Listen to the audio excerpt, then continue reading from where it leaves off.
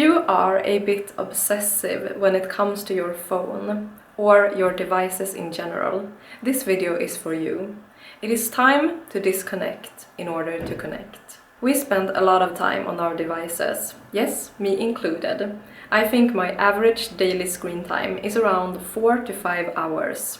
Yeah, that's a whole lot. And still I find myself complaining over the fact that I don't have enough time to pursue my passions or do what I enjoy. Which is such a lie, because obviously I do have time, and so do you. However, this is something that I am working on at the moment, and have managed to control in the past. So I thought I would share some tips. If you are into manifestation and know a bit about the subconscious mind, then perhaps you also know that it is easiest to influence it straight after waking up and right before falling asleep. These are two powerful points in the day if we want to create a different reality for ourselves.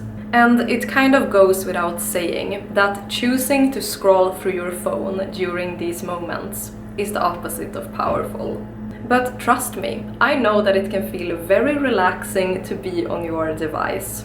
But if you can spend several hours on it during the day, do you really have to place that time in the morning and evening?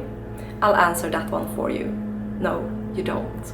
So that's tip number 1. And it doesn't have to be boring. You can actually make it more exciting than checking social media. Take back your power and use this time to influence your subconscious mind. Immerse yourself in thoughts and feelings of gratitude for the new life that you are manifesting for yourself. Visualize everything that you dream of and say thank you as if it was yours already. Or you could use this time to connect with the divine or your higher self through meditation or yoga. I find that if this is the last thing I do before I go to bed, my dreams are much more vivid and easy to recall, and I can also get answers and valuable insights from them. And taking this time in the morning, the place my energy is at, after yoga or just a quick meditation of 3 minutes, is so different from the times when I instead just grab my phone. I am present and in my power, ready to have a magical day, instead of just feeling drained and programmed by the stuff I've seen on my screen. Tip number 2 is to have consistent self-control. So, say that you are already mastering, changing your morning and evening routines and ditching your device. That's great, but what about the rest of the hours? An idea here is to try to be mindful every time you grab your phone. Look what time it is and then set a boundary. 10 minutes, for example. That's what you get.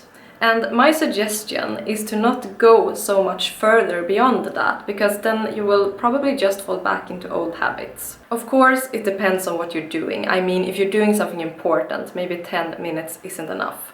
But if you're doing just some mindless scrolling, 10 minutes per session is definitely enough.